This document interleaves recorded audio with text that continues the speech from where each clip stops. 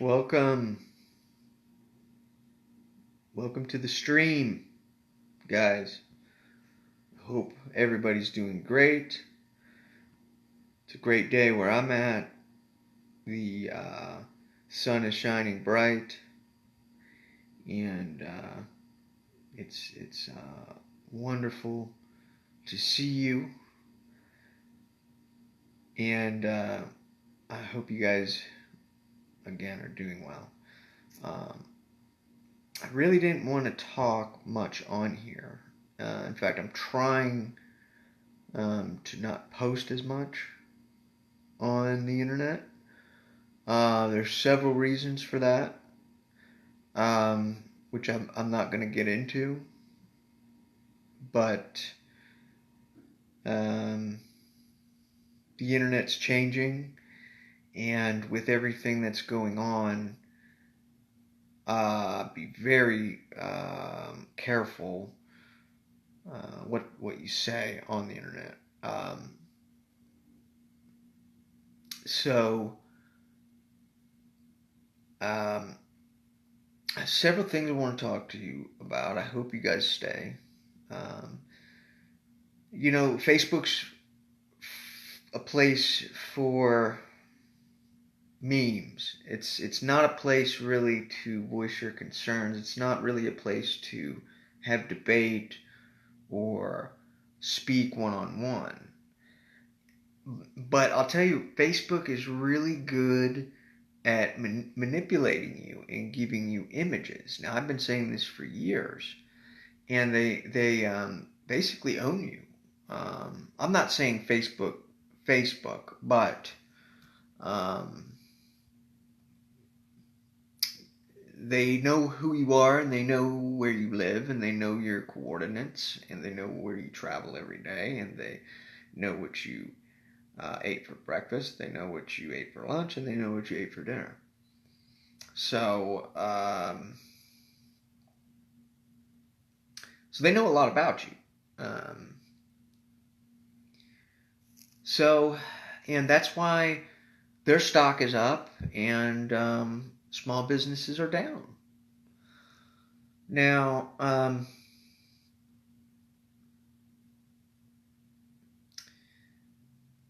the Black Plague is the topic right now, and the Black Plague killed a lot of people. And it's interesting because you can actually look at people's wills.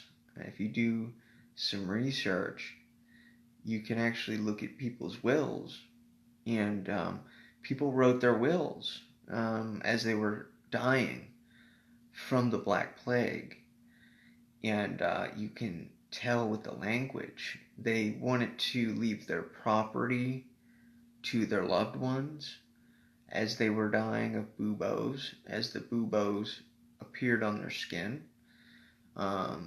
They wrote their last testament and will down, and what their items and who they should leave their items to in the event that something would happen. And so there's a really good written documentation. There's really good written documentation as to the Black Plague and what it was like to live back then, because people really, they wrote everything down on paper, and a lot of that paper still is around today. And so it's really interesting if you take some time to do some research, But part of the problem with the Black Plague was that the government's reaction to the Black Plague. And as you know, the Black Plague is short for bubonic plague, which came from rats, and it came from fleas. And the government's reaction when the outbreak and the pandemic happened was to keep everybody in their homes. And as you know, the poor and the middle classes and even some of the wealthy aristocrats were ordered to stay in their homes. And that contributed a lot to the deadly outbreak because people were scared, people were sheltering in place, they were ordered to stay in their homes. And as you might know, the plague originated from rats, from the fleas of rats. And so when people were ordered to stay in their home, it made the plague worse because the rats were there, the fleas were there, and that killed more people because of the government saying you have to stay home. And so that, if you're just joining me, I hope you stay. I hope you contribute to the conversation if you're interested in this. The topic is the Black Plague and why more people died because of the government's reaction, which was the government did the same thing that the government does now, ordered people to stay in their homes, and so more people died.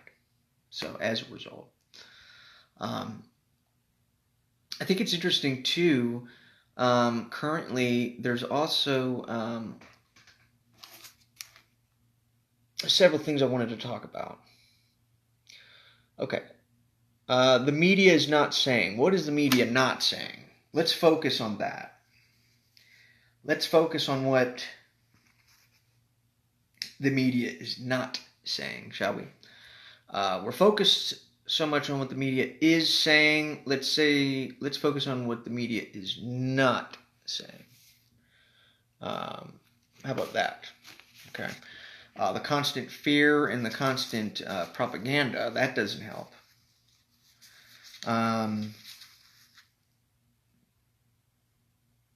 So that's one thing we can talk about. Another thing, loss of the middle class in the free market society. As you may know, a solid middle class, is the only way to have a non-corrupt democracy, right? Without a stable middle class and without universal ethics and universal morals, you cannot have a sustainable middle class. It ends up becoming a society full of aristocrats and peasants, and that is happening again. And because we're losing the middle class, because that's another problem. Another problem that we face is the centralization of power. Now, centralization of power has never worked. It's never worked. If you look back at the Soviet Union, power was centralized. The wealth was in the hands of a few. I think Stalin owned like 11 vacation homes, 11 major mansions. And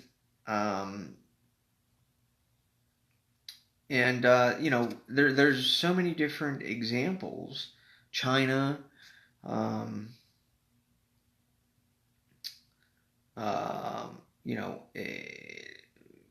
Germany, I guess. Germany was more of a different story.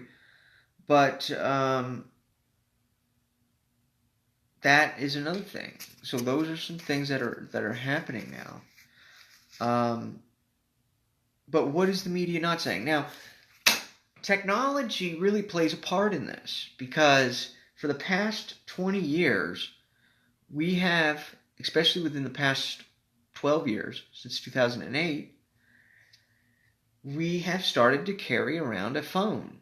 And the phone is not really a phone. What the phone is a tracking device. The phone is a internet device. It's a computer.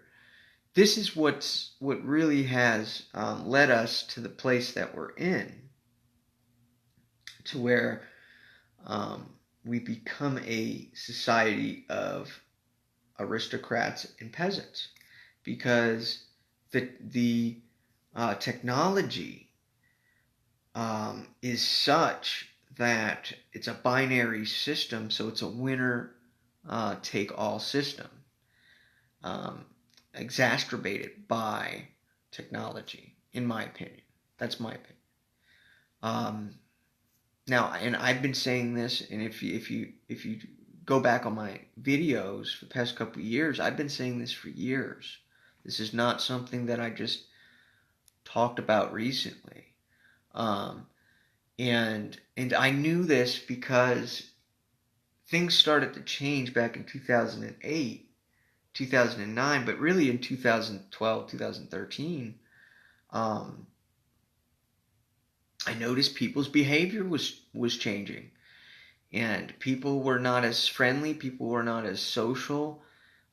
People introspected more. People looked at their phones, looked at their social media, communicated through text and not in real person more. And I also started following a guy. His name was Jaron Lanier, and I been in contact with him for a long time now, and he really was a fascinating figure um, to me, and he um, spoke words of wisdom um, to me, and he really is on the front lines. And he said, "Hey, listen, don't use," or he said, "If you use social media, don't do it as a popularity contest. Use social media differently. If everybody is locked into a system, then nobody has perspective. If somebody jumps off a bridge, are you just going to go and jump off the bridge, right? Um, what's that saying? If 20 people jump off a bridge, does that necessarily mean that you have to jump off the bridge? No. You still have choice. You still have free will. You don't have to go over the edge just because everybody else is doing it. And I think a lot of us fall for that. We think that people care. We want to believe in um, people's understanding. We want to believe that people are mainly good when or that the system cares. We want to believe that, right?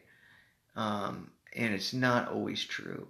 And the best thing you can do is empower yourself, and don't do what everybody else is doing. If everybody's on Facebook posting memes, don't do that. Do something different, right? If everybody's on Instagram trying to get followers and likes, don't do that. Do something different.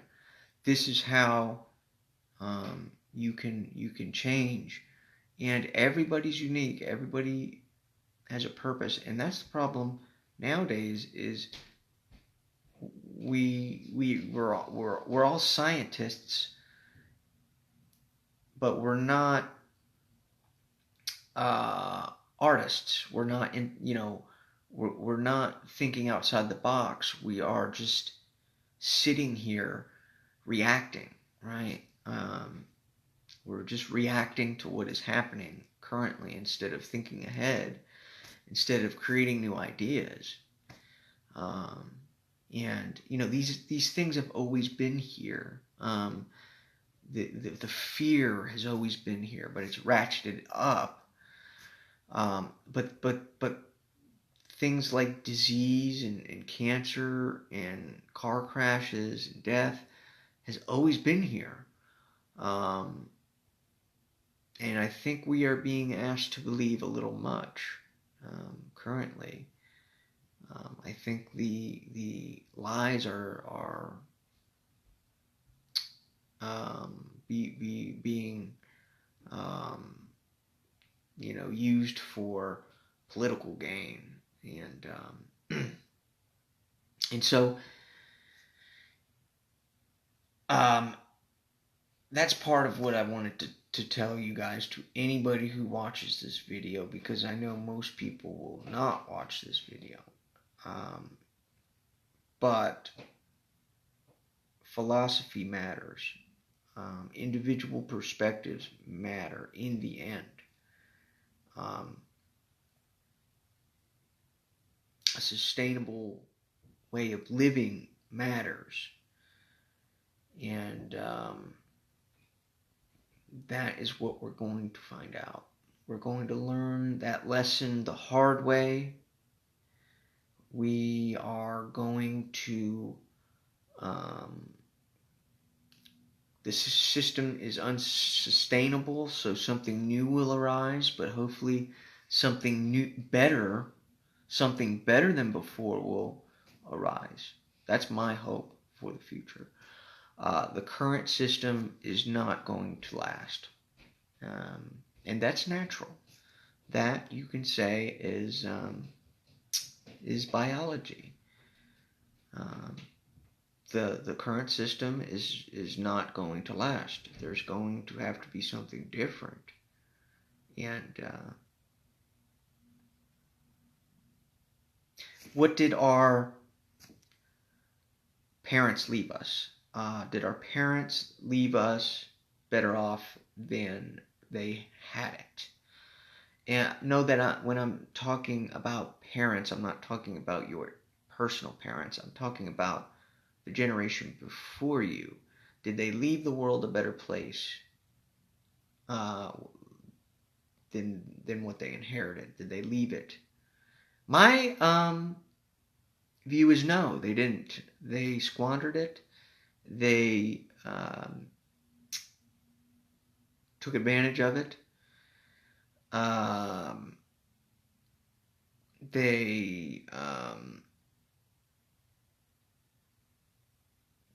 They've done terrible things, and they've eroded liberty. Part of that, I think, is liberalism. I think when you let too many people in to your circle, you get what you have now. When there's no male authority, when feminism came in and said, no, you know what? Boundaries and borders and that male way of thinking matters and is important, just like the female way of thinking. We've confused that, you see. And we were told that the male perspective doesn't matter, that men are just disposable, and that the feminine mindset is more important, and that the feminine mindset should be to let everybody into your circle, and whereas the male perspective is to protect and secure, and so to let fewer people into the circle. And so I think when the female perspective, which is current, says, no, you know what, we're going to let everybody in. And then you get what you have now, which is disease. You get outbreaks and all this famine and collapse and devastation and pestilence and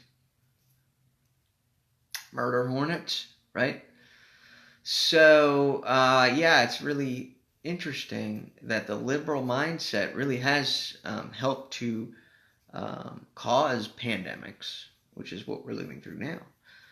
The fear, though, where does the fear come from? The fear comes from the unknown, the uncertainty.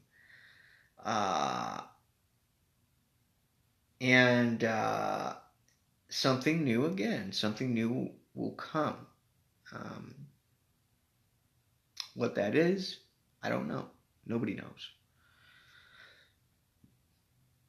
But just know what is natural will take place. What biology or God wants will take place. And that's inevitable, whether you're alive on this planet or not. So, I think a healthy balance is good, bueno, right? I think a healthy balance is bueno. And that individual perspectives matter, and balance matters. And taking both perspectives and both viewpoints into consideration should be the proper way forward for now on. So, all right, guys, that's the talk. I hope you guys get something out of this. For those of you who are watching, I really didn't want to go live, but I just felt like I had to. Again, I'm trying to watch what I say on here. This is being looked at by people, and so we want to be careful with what we say. We don't want to say anything out of hand. And so, thank you for watching. I hope you guys tune in next time. Thank you.